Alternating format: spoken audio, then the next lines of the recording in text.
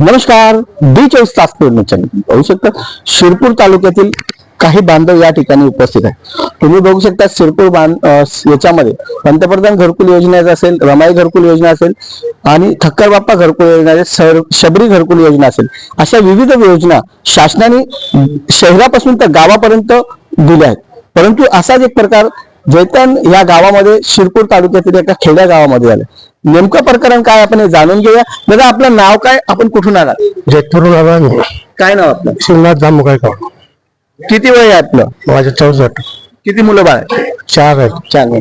तुम्हाला घरकुल कधी मंजूर झालं? आम्हाला मागच्या 2-3 वर्षापासून झालं, पण आम्हाला कागदपत्र दाखवलं नाही त्यांनी. घरकुल मंजूर किती वर्षापासून झालं? 3-4 वर्षापासून आहे मंजूर झालं. हो. काय तारीख आहे घरकुलची? माझी तारीख तुमच्या लक्षात नाही, पण घरकुल आलाय तर घरांची सांगायचं तुला सरपंचाने बोलवलं. सरपंच भावसाहेबने बोलवलं. गट वगैरे काय तिथं? गट वगैरे गावठाण आहे का काय? स्वतःच गावठाण आहे. किती वर्षापासून राहता तुम्ही? 3 पिढ्यापासून आहे. गेल्या 3 पिढ्यांपासून हे त्या ठिकाणी राहते. 60 ते 70 वर्षापासून हे स्थानिक ठिकाणी राहतात. आपल्यासोबत त्यांची मुलगी देखील आहे. ते काय सांगणार आपण ह्या संदर्भामध्ये? बीडीओ असतील, सरपंच असतील व ग्रामसेवक असतील, यांच्याशी चर्चा केली का? स्थलांतर करण्याचं कारण काय? आम्ही ग्रामसेवक सरांना बी भेटलो, आम्ही त्यांच्याशी बी बोललो की आम्हाला घर बांधू द्या, आम्हाला तिथलं आम्हाला परमिशन द्या. ते म्हणताय की आता नाही, नंतर देऊ, नंतर नाही, उद्या देऊ. आम्ही खूप दिवसापासून फिरतोय, आम्हाला ते काही देत नाहीये. मंजूर जर त्या जागेवर झाला असेल तर मंजुरी घ्यायची गरजच नसते. विषय असा आहे.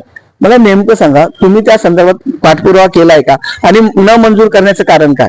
तुम्हाला त्या ठिकाणी स्थलांतर करण्याचं कारण काय? आम्ही ते गावठाण जागा आहे, आम्ही तिथे गेलो तर आम्ही तिथे जायनंतर आम्हाला त्रास देत आहे. स्थलांतर होण्याचं कारण काय? ते कुठल्याच गोष्टीला आम्हाला करू देत नाहीये. अहो, तुमचं घर आहे तिथं स्थलांतर करण्याचं कारण काय? ते गावठाण आहे, तिथे कुठली एखादी शाळा येते काय, तर ग्रामपंचायतचं काय येते, काय येते काय तिथं? तरी मंगल कार्यालय म्हणताय की मंगल कार्यालय येऊ, आणि एवढी जागेमध्ये मंगल कार्यालय बसणार नाही. एवढी जागा 100 गट नंबर मध्ये एवढी जागा पुष्कळ पडलेली आहे, तिथे नाही म्हणताय. आणि गरीब विरोध कोण करताय? भारत बंडू राजपूत ते करताय आम्हाला. आणखी कोणी करताय? आणि गावातले 2-3 जण आहेत, पण त्यांचं काही मला एवढं नाव माहिती नाही. पण ते दोघं, मुलगा बी आणि वडील बी दोघं करताय, जाती विरोध करताय, टोचर करताय, धमक्या देताय. तुम्ही बघू शकता काही समाजकंटकांच्या माध्यमातून त्यांना घरकुल या ठिकाणी करू नये अशी धमक्या देखील देण्यात येत आहे. पोलीस प्रशासनाला त्यांनी काही निवेदन दिलंय का, असं देखील आपण या संदर्भामध्ये जाणून घ्या. आपल्यासोबत वंचित बहुजन आघाडीचे तालुक्याचे अध्यक्ष देखील आहे. सर, काय सांगणार? वारंवार असा प्रकार होत असतो, अन्याय अत्याचार होत असतो. आपण चांगले राजकीय स्टंट करतात, आपलं राजकीय पाठबळ देखील चांगलं आहे. काय सांगणार? न्याय मिळेल का? निश्चित आम्ही न्यायासाठी इथे आलेलो आहोत. या दादांचं घरकुल मंजूर झालेलं आहे आणि त्यांनी 3-4 पिढ्यापासून त्यांनी ती जागा गावठाण सांभाळून ठेवलेली आहे. त्यांचं म्हणणं एकच आहे की आमचं घरकुल जर मंजूर झालेलं आहे तर त्या ठिकाणी आम्हाला घर का बांधू देत नाही. प्रशासक, ग्रामसेवक दोघं मिळून त्यांना त्रास देण्याचं काम करत आहेत. त्यांना वारंवार ते नोटिसा पाठवत आहेत की या ठिकाणी काही शासकीय मंगल कार्यालय की काहीतरी शासकीय इमारत येत आहे, त्याच्यामुळे तुम्ही इथे बांधकाम करू नये असं असा ठराव त्या संदर्भात झालाय?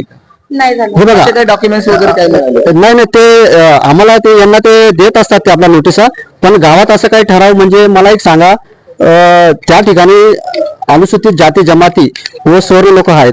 जोपर्यंत अनुसूचित जाती जमातींना ते करवत नाही, ठरावामध्ये विश्वासात घेत नाही, तोपर्यंत तुम्ही ठराव कसं काय मंजूर करून घेतला? तुम्ही बघू शकता अनुसूचित जाती जमातीच्या लोकांना जोपर्यंत विश्वासामध्ये घेत नाही तोपर्यंत ठरावात चुकीचा आहे असं देखील यावेळेस म्हणा. तर तुमची शेवटची भूमिका काय असणार आहे? जर तुम्हाला न्याय मिळाला नाही तर पुढची भूमिका तुमची काय असेल? काय असेल पुढची भूमिका? काय असेल जर तुम्हाला घरकुल नाही मिळालं तर? काय पुढची आंदोलन करू, आंदोलन करू आम्ही, कारण की आम्हाला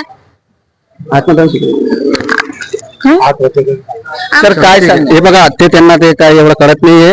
अशिक्षित लोक आहे. हे बघा, आम्हाला न्याय नाही मिळाला तर आम्ही देखील आंदोलन सुद्धा करणार आहोत या माध्यमातून. आणि देखील आम्ही आत्मदानाचं सुद्धा आम्ही इथे इशारा देऊ इच्छितो.